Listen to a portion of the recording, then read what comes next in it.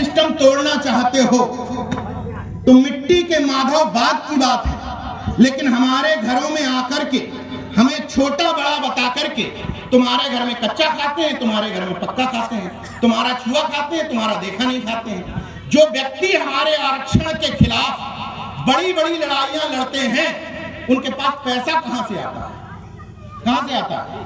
हम लोग जो दान के रूप में दे के रखे आते, मतलब हमारे ही बहुजन समाज की खून पसीने और मेहनत की कमाई से कमाया हुआ पैसा उनको इस बात के लिए दिया जाता है, लो हमारे आरक्षण के खिलाफ लड़ाई लड़ो। तो जब तक वो काल्पनिक प्रतीकों को नहीं हटा पा रहे हो, तब तक वो लोग जो हमें छोटा बड़ा बताते हैं, उनसे किसी भी तरह का क्रियाकर्म कर्मकांड कराना बंद कराना।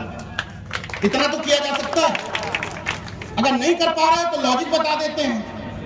इधर तमाम लोग ऐसे होंगे जिनकी गाड़ी में कोई ना कोई लटका हुआ आइटम होगा, कुछ ना कुछ जरूर लटक रहा होगा।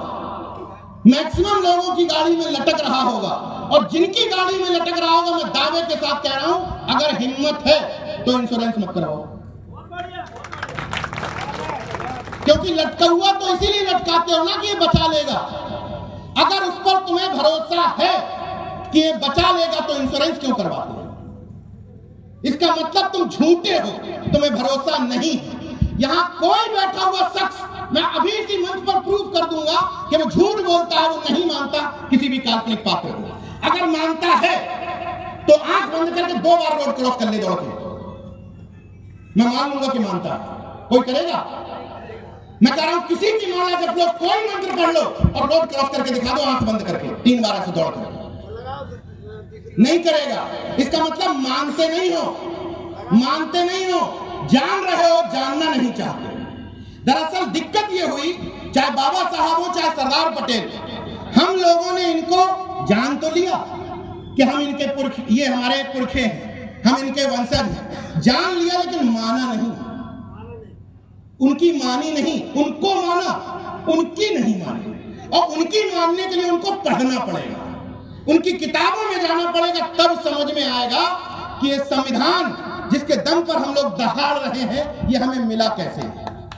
तब समझ में आएगा पिछड़े वर्ग के लोगों को, जो नौकरियां मिलने के बाद बजरंगबली बप्पा पर प्रसाद चढ़ाने जाते हैं कि हमें बीपी मंडल की मेहनत से मिला है, मंडल आयोग कमीशन से मिला। ये बताइए, अगर कोई आपके जीवन में आपके लिए काम करता है और आपके बदले में उसको धन्यवाद भी नहीं देते, तो उसके लिए क्या शब्द है? मैं नहीं कहना चाहता, मन में सोच लो, अपने आप को गाली दे लो।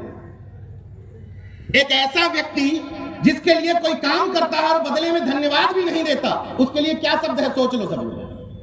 अगर आप नौकरी पाने के बाद मंडल कमीशन पे लड़ने वालों पर धन्यवाद देने से पहले किसी 12 हाथ 13 हाथ को धन्यवाद देते हो, तो आपसे बड़ा वो कोई नहीं है। सोच लो आप अपनी तरफ कि किस तरफ खड़े हुए हैं।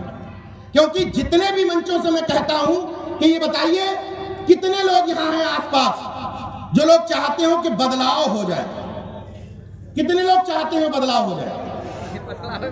तकरीबन सब चाहते हैं बदलाव हो जाए। और मैं पूछूं कितने लोग चाहते हैं कि हम खुद बदल जाए? तो एक तय कर लीजिए